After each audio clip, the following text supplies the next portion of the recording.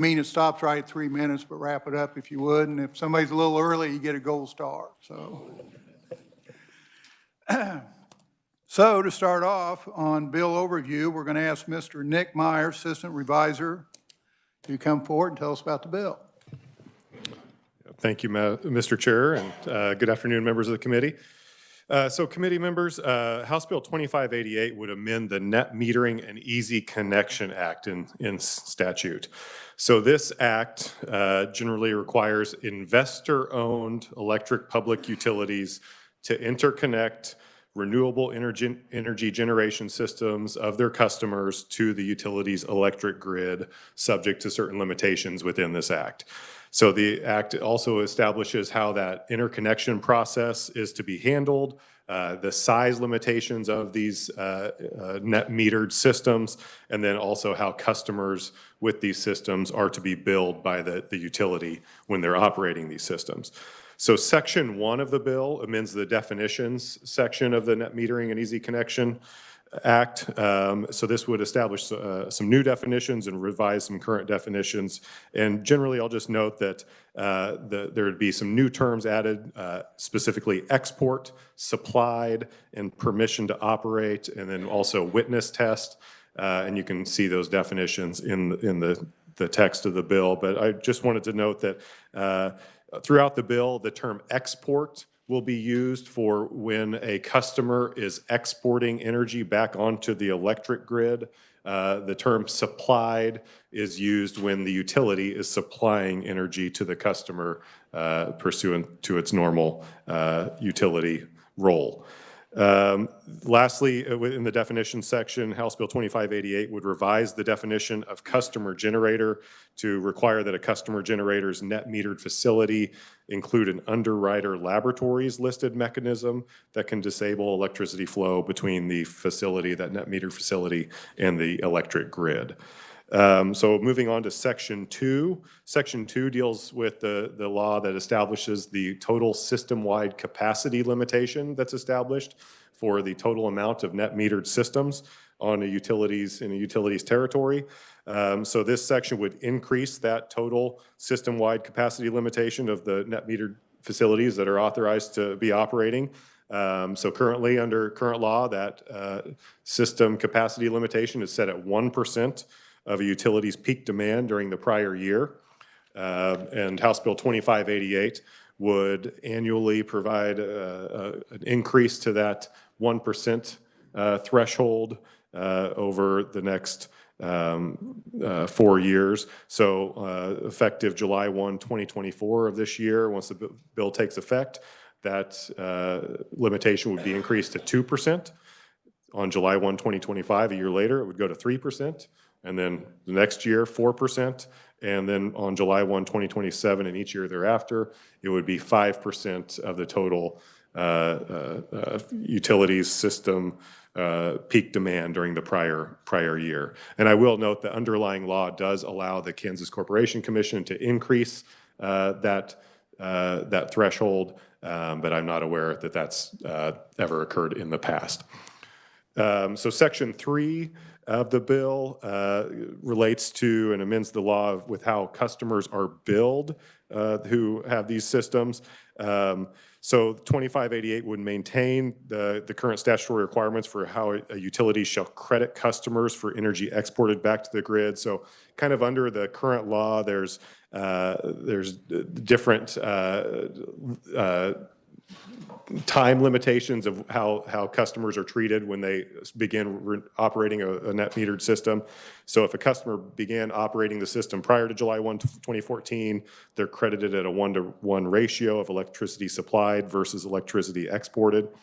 If a customer begins operating their net metering system after July 1 of 2014, customers are credited at an amount of 100% of the utility's monthly system average cost of energy per kilowatt hour. That's essentially the utility's avoided cost. And then commencing January 1, 2030, all customers then move over to that avoided cost rate no matter when their system began operating. So all that stays the same. What 2588 do is it would establish new requirements for how the utility is to credit customers that begin operating a net metered facility on and after July 1 of 2024, and if those customers are receiving service on a time of use energy rate. So for these specific customers, this bill would require that the electricity supplied by the public utility to be netted against the electricity exported by that customer generator during each applicable time of use period, and then billed to the customer generator based on whether they've exported more energy or the utility has supplied more energy. So if the utility has supplied more energy to the customer, the utility shall bill the customer generator for that net electricity supplied by the utility, and then any other utility charges that are normally imposed upon customers.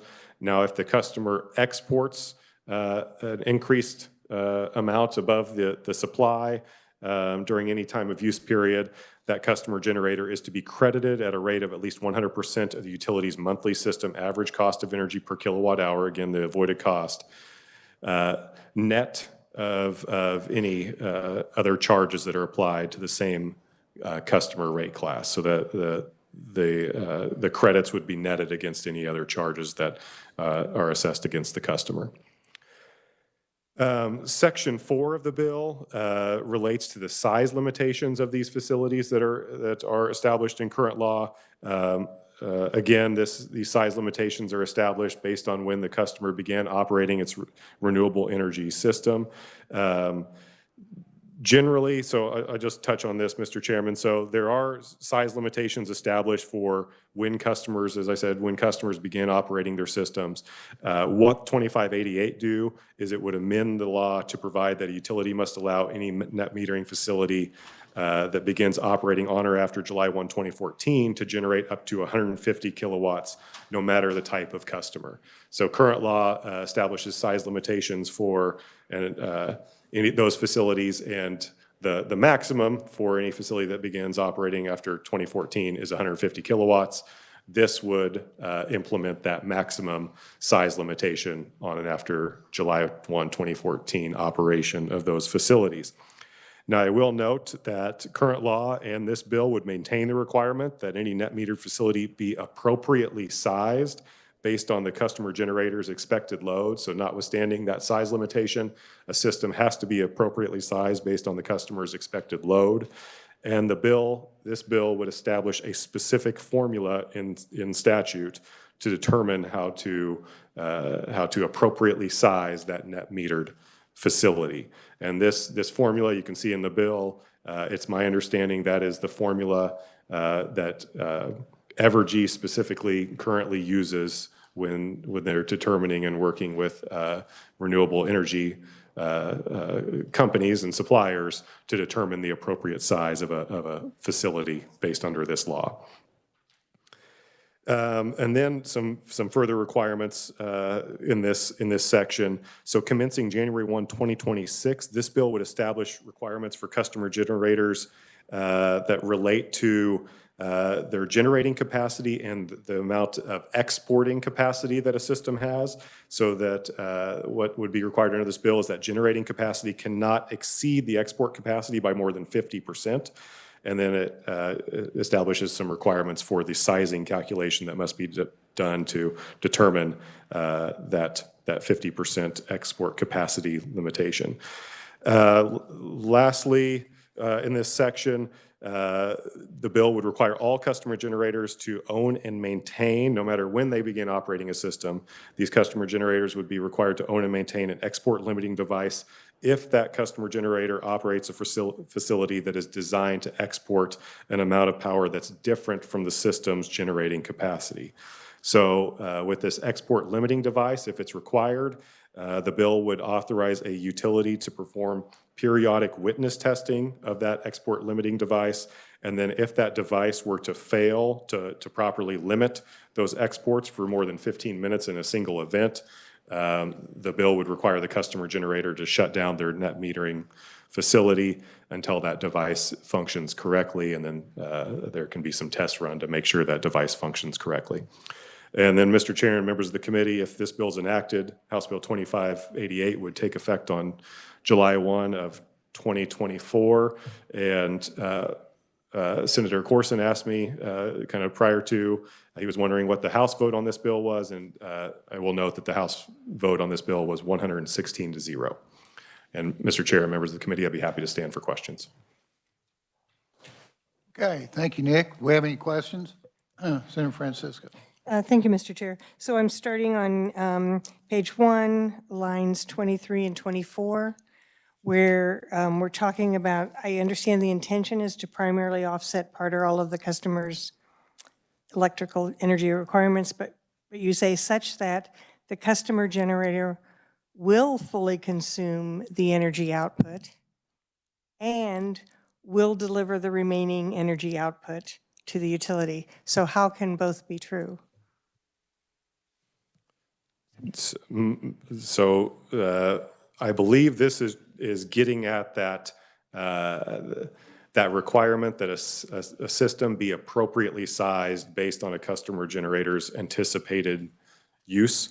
I mean, I see what you're saying there, but I think it's more of a statement of the intent of this system is to be appropriately sized to provide that the customer will generally fully consume that energy output, or it'll be right around to that customer's consumption, and then any remaining output that's exported can be exported to the utility. Thank you. I think the language is a little confusing. But then on page 2, line 26, when you say commencing July 1st, 2027, 5% of the utility's peak demand, and you don't have the wording during the previous year. So how is that peak demand established?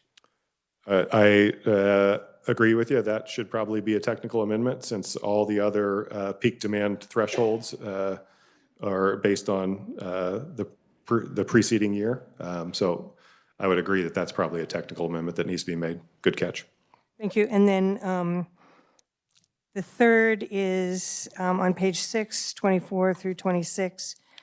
When you say for customer generators that operate a generation resource designed to export an amount of power that differs from the system's generating capacity. So I understand that we are trying to have customer generators that deliver an amount of power lower than the generating capacity. So why wouldn't, is there a reason we would say that differs? But maybe that's more of a question for the proponents.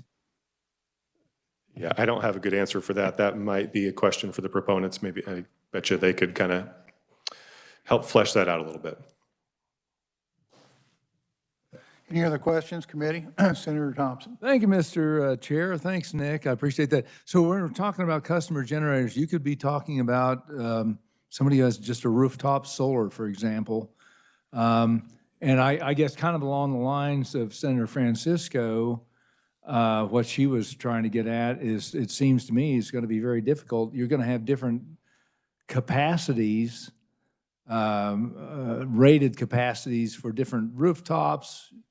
And so will someone, the IOUs have to calculate, this house uses this much electricity, generates this much electricity, and you're going to have a complete list of all of those. I don't know how we're going to deal with it seems pretty expansive to me.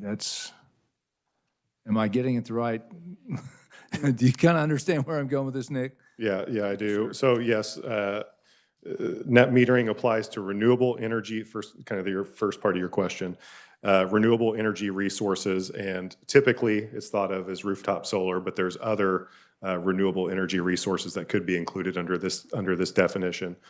And again, maybe this is a question for the proponents or whoever in the bill, but I'm assuming that any of those renewables have to have power inverters to convert to AC power to put it back onto the grid. So how do we tell the difference between the power that they're using for the inverter, the power being generated? It seems like it's going to be an interesting exercise to me. And maybe it's being done now, and I'm just not sure. But So that was going to be kind of where I was going with your second question a little bit. I mean, I don't know what the investor-owned utilities currently do to monitor and document these systems, but there are systems that are currently operating under this net metering statutory paradigm, and are still being appropriately sized based on each customer's use and their normal use.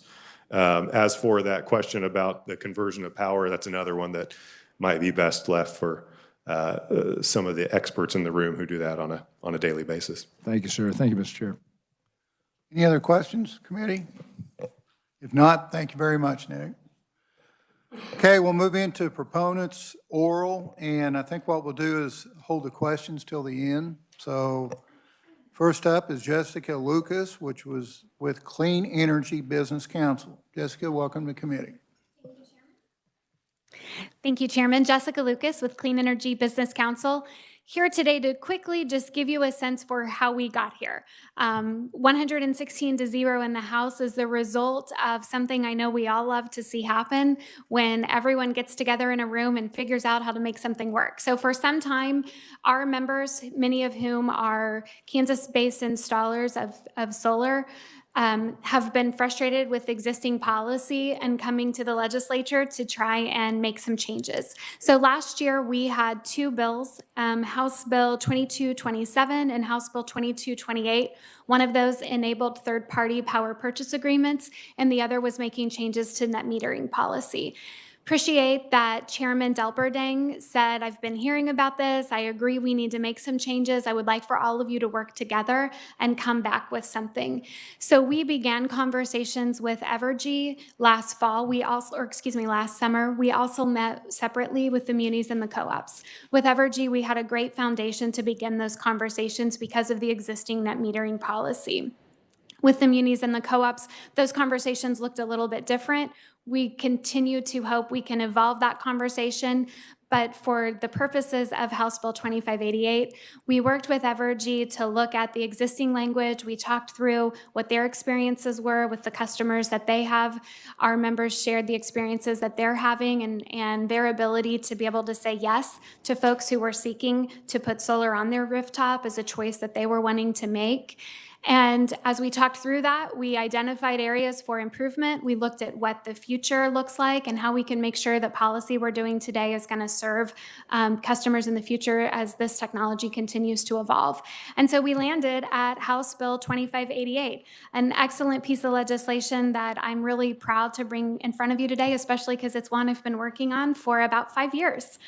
In the House, we also talked a little bit about consumer protections, and those have been conversations that we have been having and recognize that while our members here today and many of the Kansas-based businesses doing this work are excellent and very good at what they do, not everyone is a good actor.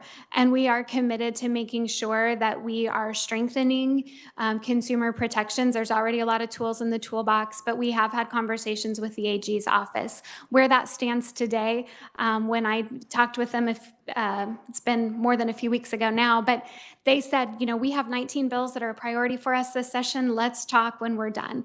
And we're committed to doing that and look forward next year. I don't know if that conversation is appropriate in this committee or a different committee, but I do anticipate we'll be continuing dialogue around consumer protections and hope to stand before you next year as well and with our friends at the AG's office on meaningful policy there.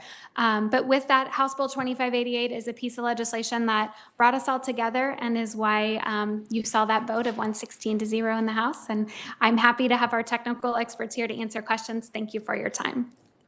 Thank you. Okay, next we got up Mark Horst, is president of Solar King. Mark, welcome to committee. Thank you, Mr. Chairman, members of the committee. I'm Mark Horst with King Solar. We're a solar energy contractor based in Reno County. And as Jessica mentioned, this has been an effort between the main two stakeholders, the solar industry and Evergy. And I stand before you today really excited about the work we've done. I expected to come in butting heads. That wasn't the case. We didn't get everything we wanted in this bill, but neither did Evergy. We negotiated in good faith and came to a place where we can both support what is in front of you. Like I mentioned, we didn't get everything we wanted, and there was good conversation, such as Senator Francisco, your question about the word consume. Jeff with Evergy can speak more to what that means, but the goal has more to do with the secondary market and FERC 2222 than it does this bill. We were trying to decide whether we use the word utilize, consume, or whatever, and we landed on consume. So yeah, that's a question there. And then for Senator Thompson, your question on the appropriately sized, limited export, can we generate more than we do? One of the things is technology is just running so fast, is that our legislation as it sits today was drafted back in the infancy of our industry, whenever nobody really trusted the technology. Is it even fiscally viable? And so now we say, okay, we've got a lot of early adopters that have proven the technology, the Evergys of the world know what it does. And there's actually technology that is out there that's not even mentioned in the bill. So like energy storage or batteries isn't mentioned. And then this idea of having an export capacity that's different than generating capacity is kind of a necessity. One is because there's inverters on the market today that don't have a nameplate. They have a settable nameplate based on what you want the machine to do. And we're having to deal with utilities and say like, well, what is appropriately sized? What if we want to do some things on our side of the meter and manage our loads, manage our energy here, and then you tell us how can we interact with you? And that's where that language really came from, is to say we want to interact with the grid in a way that's appropriate, but we also want the flexibility and the freedom to be able to manage our own load on our side of the meter. So I'd be happy to stand for questions in a little bit about that. There's some other places that we came to some really good compromises. One is we really wanted a higher percentage of capacity, and Evergy said, well, we don't want all of that at one time. And so we said, okay, well, what about a stair-step approach? That was the one piece that felt good to step up over the next number of years. There's consistency in this bill. And there's also flexibility for the future. So you'll see some mention of time of use rates or time varying rates. Those are exciting to me because it allows the utilities to actually set up incentivizing rate structures that say, if you want to store your power, and this gets back to the generation thing. You want to generate it, store it on site, and then give it to us whenever it's really valuable. We want to incentivize that rate structure using time varying rates. So there's some cool compromises in there. It also simplifies things. We have a defined, appropriately sized metric that is really helpful there. And I can stand for more questions that you have them, but I look forward to the bill's continued success, and it has mutual support. So thank you. Next we have Jeff, which is Vice President of Customer Operations, Evergy. Jeff, welcome to committee. Yes, thank you, Mr. Chairman and Senate Utility Committee members. Today, just as you've heard, we collaborated with interested parties on the topic of net metering over the last half of 2023. Evergy had a unique role in that because we're essentially the main entity that is subject to the state's net metering law. I'm pleased to report that our conversations with the rooftop solar installers and other interested parties have come to an agreement, and the result is this House Bill 2588. We had many robust, detailed conversations with representatives from King Solar, Good Energy, CEBC, CEP, Stanion Electric, all of who brought ideas to the table for us to consider. Much of our discussion and eventual compromise centered on technical aspects and language that will support future changes in the rooftop solar technology while maintaining ways that Evergy can ensure that the electrical grid remains strong and resilient for all of our customers. I want to draw your attention to the two significant changes, the change in the 1% cap and the change in the size of the systems. First, the bill would amend the net metering statute to allow an increase in the 1% cap, as we've already heard, and the stair step up to the 5%. Past that, though, the commission, the Kansas Corporation Commission, would have to thoroughly investigate the need for such a change above 5% and would require all parties to submit evidence to that change.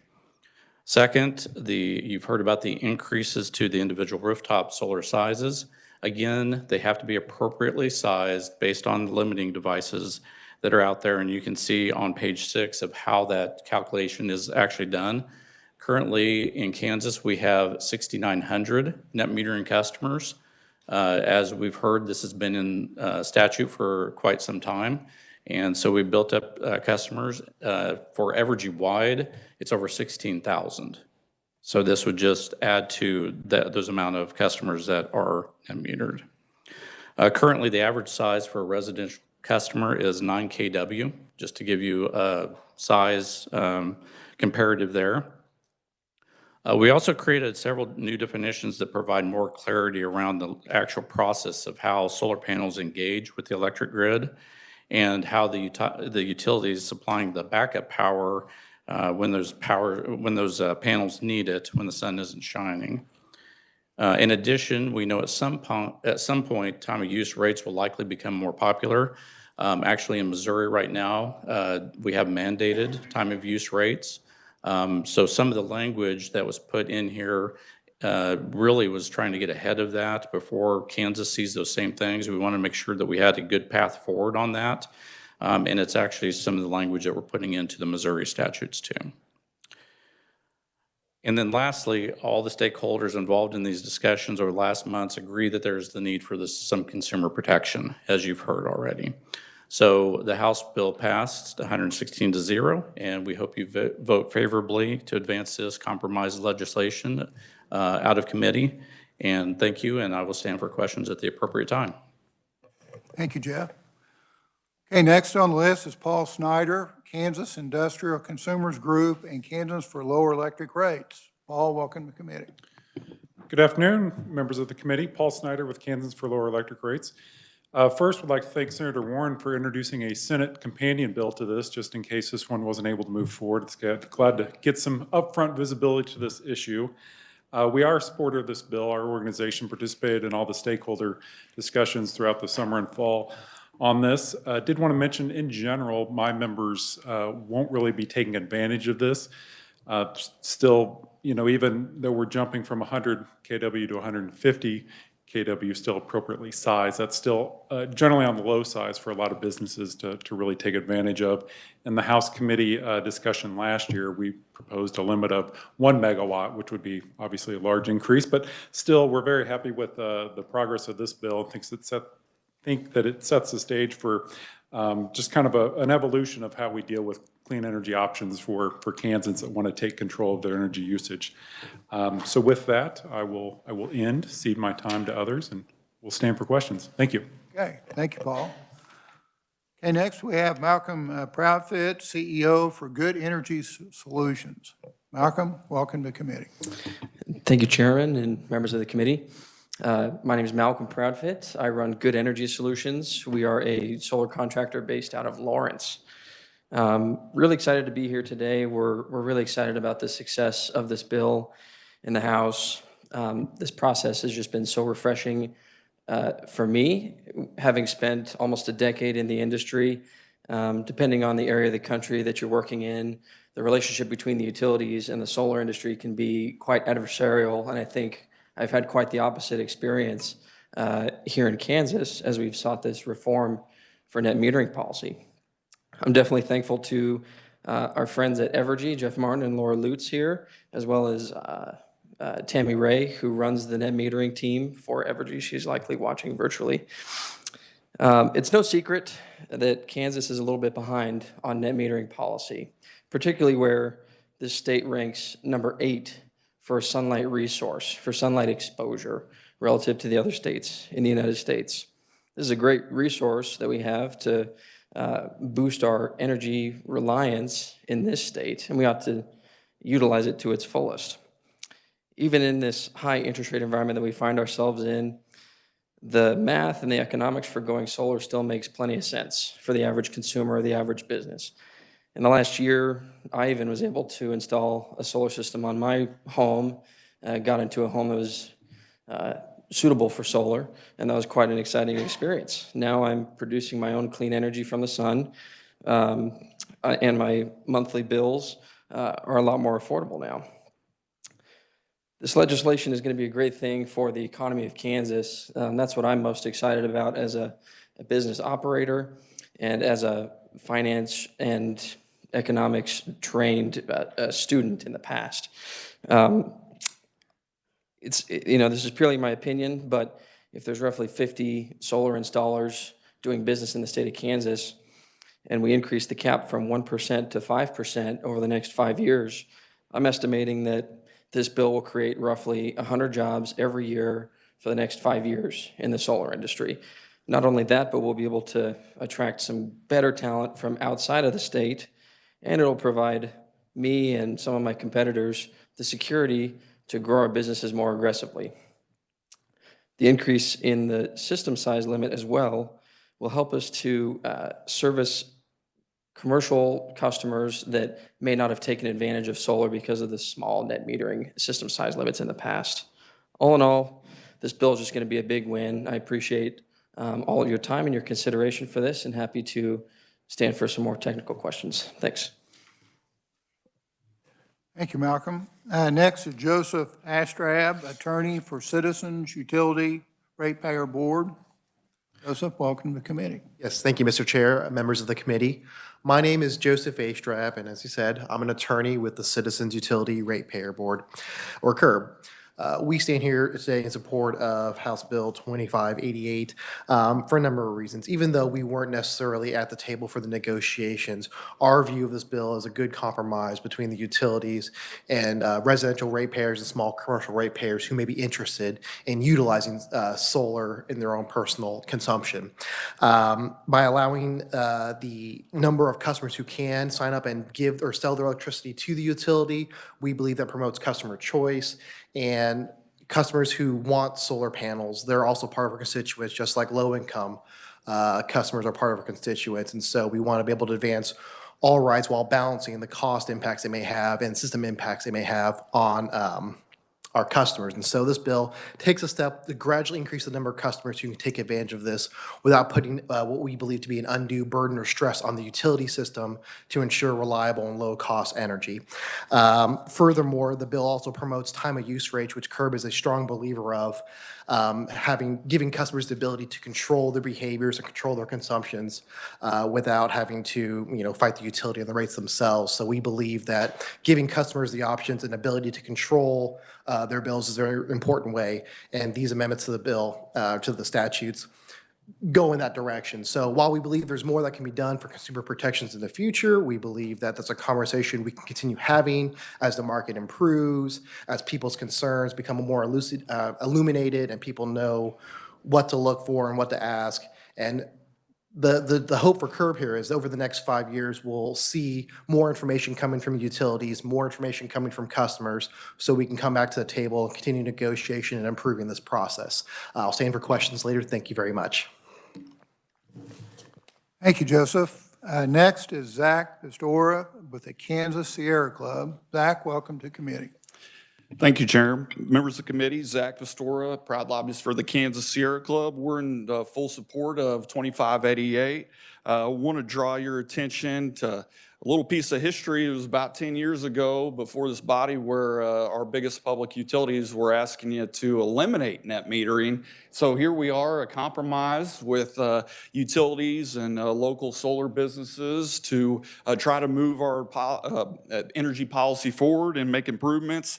And that's really good. I think this is supported by our legislative studies on advanced energy solutions, notably the AECOM report that said that increasing the solar PV generation will benefit Kansas ratepayers and that these benefits could be improved, and that utilities can also access a range of benefits. And for your benefit, I've included the kind of costs and benefits of increased solar PV generation to the utilities as analyzed by AECOM.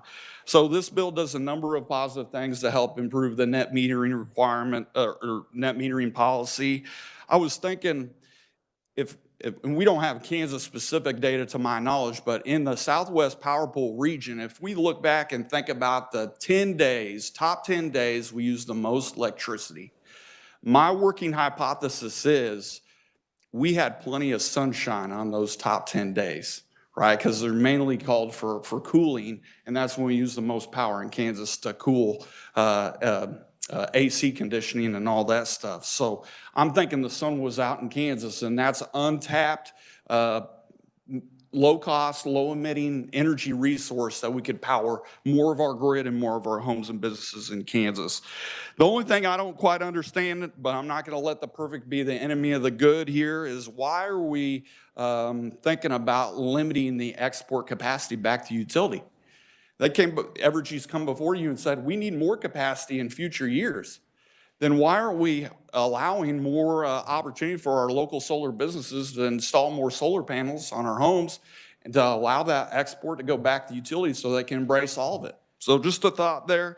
Net metering is a very valuable tool to help achieving fair compensation for the benefit that solar users provide the utility, and we hope you pass this bill. Thank you. Thank you, Zach. Okay, we have proponents written. We had a Jeff Honbon of Hutton Energy Services, Amanda Stram, Vice President of Energy Operations, Cromwell Environmental, and also a proponent written was Eric Stafford, Vice President of Government Affairs, Kansas Chamber. So at this point, is there any other proponents? If not, let's move into neutral oral. And first up is Leslie Kaufman, VP of Government Relations and Legal Counsel, Kansas Electric Cooperatives. Leslie, welcome to committee. Thank you, Mr. Chairman and members of the committee. I am Leslie Kaufman with Kansas Electric Cooperatives. We are neutral on the bill that was before you today, and we respect the conversations that have gone on between the IOUs and the solar interests. And our comments today, we do not want to insinuate that we think there are any changes that need to be made to the bill. But we did want to just draw your attention to the fact that the bill does set forward some definitions, particularly as they relate to the appropriate size, which differ from what our members have adopted in their own net metering rider. Like the IOUs and the municipalities, and as Ms. Lucas referenced, we too had the opportunity to have discussions with the solar team over the summer and fall, and those discussions really did inform and help us as we worked through updates to the model net metering rider that KEC has had over the years. While this model net metering rider is not mandatory, past versions have been used widely as a model and accepted very well within our membership. And the version that came out of those discussions with the solar interests that we had also been working on, we've been kind of on a process in the last few years to update some of our distributed generation or self-generation pieces that we put together. And so those discussions with the solar interests occurred at a fortuitous time to kind of coincide with that. Altogether, when we packaged that and took it to our board, they did adopt it in December. But we have been able to work with our members to adapt definitions and mechanisms for appropriate size that they can look to. They can take those if they want or change them if they need to make them fit their individual circumstances. And ours differ from what is in the bill before you today. Like I said, we do not want to amend their definitions. The IOUs negotiated this, and the bill is specific to IOUs. But we certainly don't want this to be considered as a broad brush template that should be seen as kind of a de facto standard for the rest of the industry as well. Our members have vastly different service characteristics, from their geography to their load to their line density, and they need, and even to the number and the desire of the amount of distributed generation, self-generation to be put on their systems. And so maximum flexibility to be able to create a system that works for all of the members of the cooperative. Our trustees that govern the cooperative have a fiduciary duty to work for the best interests of the co-op, and so they have to balance a lot of different interests, and having that flexibility is key. So again, we respect the work that's been done, but certainly want it to be seen as what it is, that it was a negotiated agreement between industrial entities and solar entities.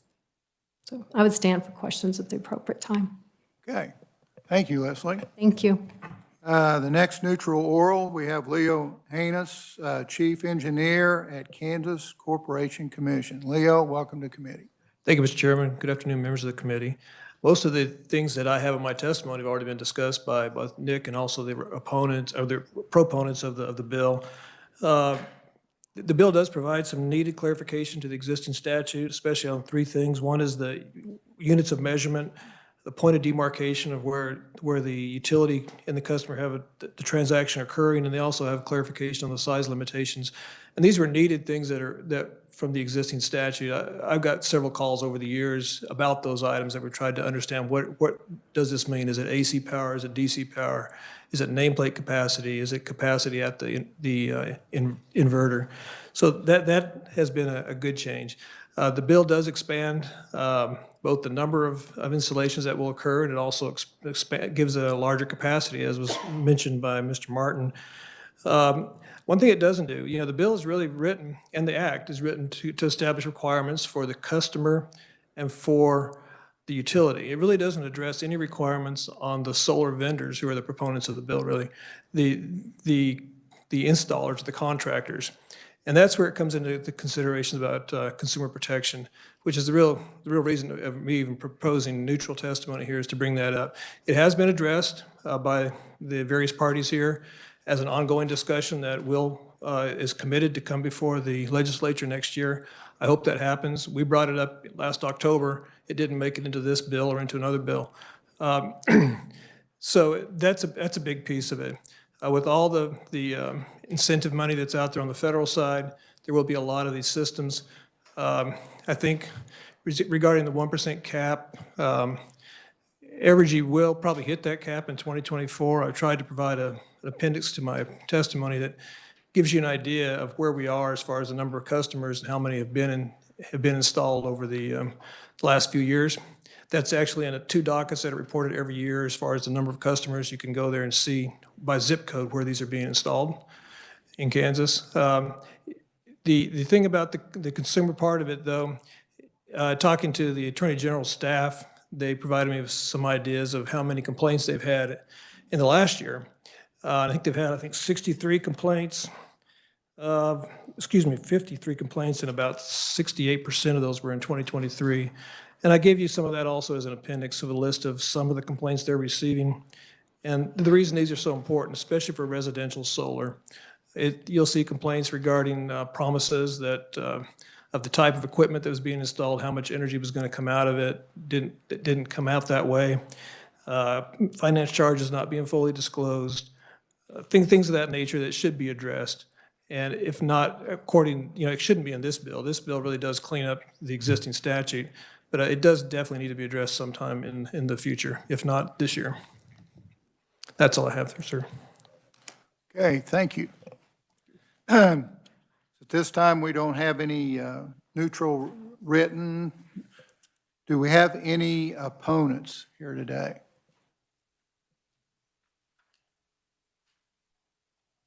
Okay. Committee, I'll open this up for questions at this point. Senator Thompson. Thank you, Mr. Chair. For Leo, if I could ask you a couple things. My concern right off the bat is this section 2 that steps up the percentage of the utilities prior peak demand to 5% by 2027. Couple questions about that. What is the current? I know what Southwest Power Pool's peak demand is. I don't know if we know what the peak demand in Kansas is or peak demand for Evergy. I think Southwest is over 53,000 peak demand. It's based on Evergy's peak demand. Those dockets that I refer to in Appendix 2 of my testimony, I believe it is, they actually list the peak demand that this is being calculated against, so you can see how close we are to 1% or so on. Right now, it looks like Evergy Metro, it's figured by company too that way. So Evergy Metro is at 0.77%, and Evergy Kansas Central is at 0.62% of their peak as far as the installation. That peak is a 1%, but it's not really a peak. It just means you have to come to the commission and get review how large should it be and get the expansion done through the commission rather than a mandated peak. And with regard to reaching that 5%, we're talking about, so I'm clear, are we talking about 5% nameplate capacity coming off the net metering generating facilities, or actual energy coming off of those? I just want to make sure I'm clear on that if you. It's always been before it's always been considered to be the nameplate. I'm not sure now because see, it's changed to be instead of the generation capacity, there is a export capacity, which is different. I believe it should be, there's a term in there that's not really well defined. Matter of fact, I don't even know if it is defined. It's I can find it. Total rated generating capacity as approved by the utility. That, I believe, is what we're talking about, that term, although I don't see it as being really defined well in the bill. That's my concern, because a couple things. Would this count toward their marginal reserve requirements? In other words, they've got all this net metering, say up to 5% by 2027. SPP's requiring a certain amount of marginal reserve requirements, but we're talking about intermittent power with a rated capacity in the bill of about 14%. So in other words, would they be able to use that 5% toward their marginal reserve requirement to satisfy that for the SPP, but yet we're talking about intermittent power that is not dispatchable? I'm going to step out and say, no, they're not. I don't know that for sure. They do have, when they calculate those reserve margins, they use effective load carrying capacity as the term that SPP is now negotiating into the calculation. That would account for some of this as far as commercial solar and commercial wind. I don't believe it's going to tie back into Count residential. toward that. And last, Mr. Chair, and then I'll shut up. Promise. Do you have any concerns about grid stability when you get a higher and higher amount of net metering energy coming off of these, and how the load is going to be handled when you do either drop off all the, you have a cloudy week or so in the winter where there's no power at all, or whether all of a sudden you get a flood. And I know the limitation on the high side, but all of a sudden, if you're relying more and more on these intermittent sources, grid stability becomes a problem. I mean, it's seen to be a problem somewhat in California where they have a lot of penetration. They talk about the duck curve, how the power falls off in the evening. So there is a possibility that it can cause some stability issues, but, there is a provision here, as there is in our regulations, to have, underwriter approved technology in place. Also, there's certain standards they have to follow. I don't know exactly how well the utilities will be at policing these stations, because they're not in that business to go out and make sure that no one's messing with these things every day. They do a really good job with very detailed installation and construction standards, but maintenance standards, I don't think they're in place yet. Okay. Thank you, Leo. Thank you, Mr. Chair. Do we have any other questions? Senator Warren. Thank you, Mr. Chair. Not really a question, but did want to thank the chair for hearing the bill today, and it's good policy. Glad to see the work that's been done on this issue that I've been hearing about. So it's something that hopefully will advance, and I'm glad for the hearing. Thank you, Mr. Chair. Senator Francisco. Thank you, Mr. Chair. I was wondering if I could get a response, and this might be appropriate from Evergy, and if not, if they'll say who it would be, to the question, this is on page 6, lines 24 to 26. It talks about customer generators that operate a generation resource designed to export an amount of power that differs from the systems.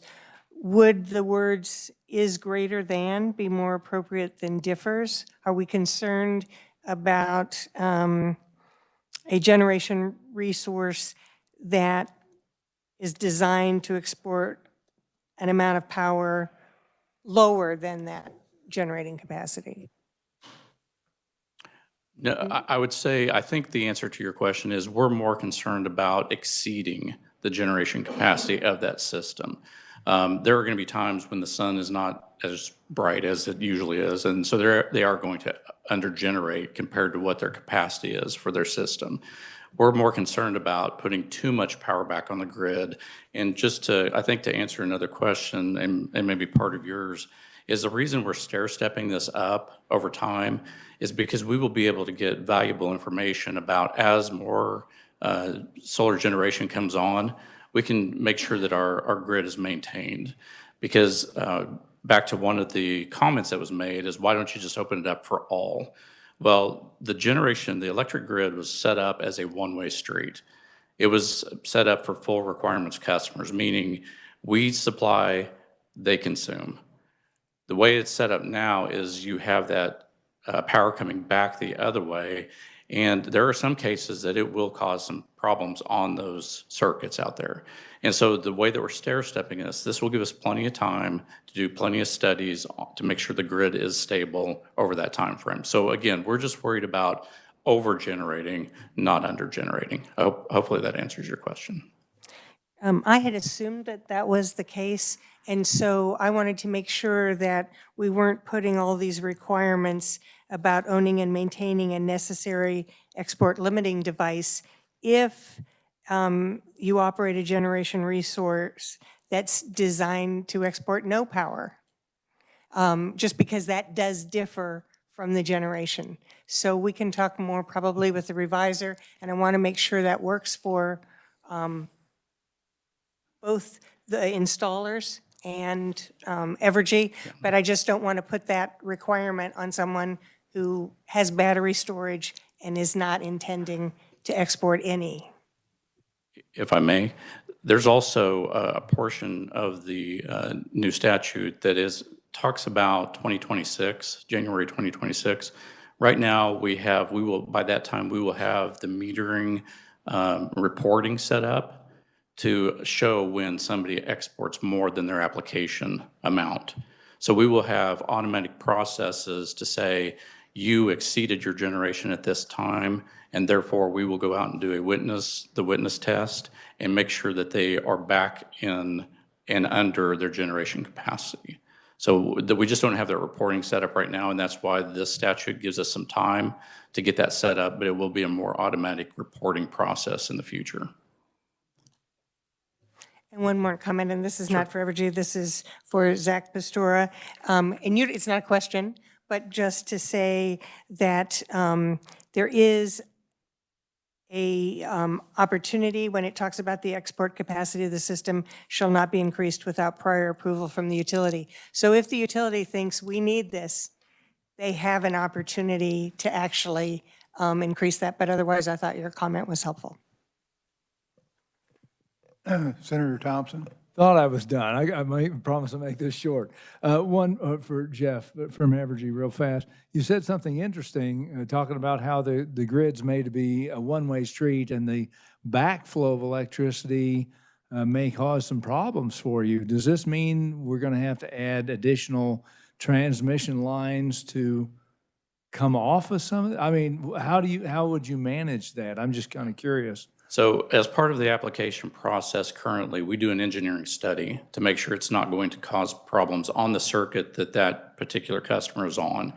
If it does, if our engineering shows that we've got to go back to the substation and redo the breaker system, that basically protects the whole circuit, that cost is put on that individual customer.